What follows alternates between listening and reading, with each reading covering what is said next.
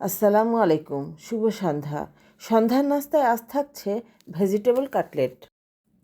আর এজন্য নিচ্ছি গ্রেট করা 2টি আলু, গাজর এবং বাঁধাকপি। বাঁধাকপিগুলো ছিল ফ্রোজেন, আপনারা চাইলে ফ্রেশটা নিয়ে নিতে পারেন। আমার বাচ্চারা যখন তখন খেতে চায়, কিছু বাঁধাকপি কুচি করে আমি ফ্রিজে রেখে দেই। এবার নিচ্ছি কিছু কাঁচামরিচ কুচি, পেঁয়াজ কুচি, 1 চা চামচ আদা রসুন পেস্ট, হাফ চা চামচ গোলমরিচের গুঁড়া, 1 চা চামচ চাট মশলা, 1 চা চামচ মরিচের গুঁড়া, লবণ, 1 কাপ টোস্টের গুঁড়া, 1 টেবিল চামচ কর্নফ্লাওয়ার দিয়ে ভালো করে মেখে নেব। প্রয়োজন বোধে আমি আরও 1 টেবিল চামচ কর্নফ্লাওয়ার দিয়ে দেব। ভালো করে মেখে আমি দিয়ে দিচ্ছি হাফ চা চামচ গরম মশলা। গরম মশলার গুঁড়াটা দিয়ে আরেকটু ভালোভাবে মেখে এখন আমি কাটলেটের শেপ দিয়ে নেব। আমার বাচ্চারা প্রতিদিন সন্ধ্যায় ভ্যারাইটিস নাস্তা চায়, তো এই নাস্তাটা যখন আমি বানাচ্ছি কি বানাচ্ছি আমি নিজেও জানি না। বানানোর পর বাসার সবার অনেক ভালো লাগলো। এখন তো বারবারই এটা খাওয়ার বায়না ধরে।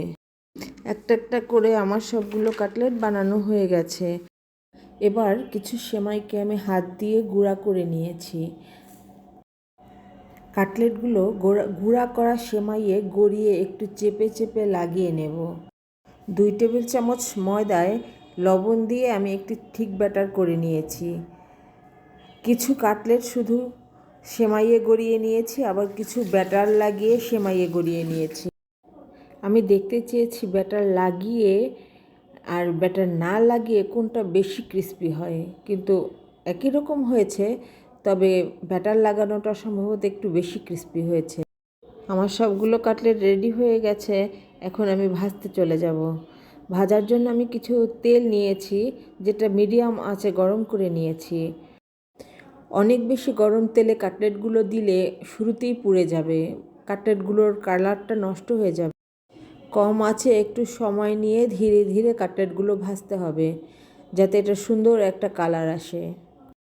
রেসিপির বাইরে এখন একটু অন্য প্রসঙ্গে কথা বলি। ফেসবুক এবং ইউটিউব এমন একটি প্ল্যাটফর্ম যেখানে একা একা সফলতা সম্ভব নয়। একে অন্যের সহযোগিতা অবশ্যই প্রয়োজন, তাহলেই সফলতা আসবে। কথা বলতে বলতে আমার কাটলেটগুলো ভাজা হয়ে গেছে। এখন আমি এটা একটা কিচেন টিস্যুর উপরে তুলে নেব, যাতে এক্সট্রা তেল না থাকে। তো তৈরি হয়ে গেল অনেক মজাদার স্বাদের ভেজিটেবল কাটলেট। এটা অনেক ক্রিস্পি ছিল বাহির থেকে এবং ভিতর থেকে অনেক সফট ছিল। অবশ্যই একবার ট্রাই করে দেখবেন, ইনশাআল্লাহ ভালো লাগবে আপনাদের। আমার রাসূলের সাথে থাকবেন। আজ এ পর্যন্তই। আল্লাহ হাফেজ।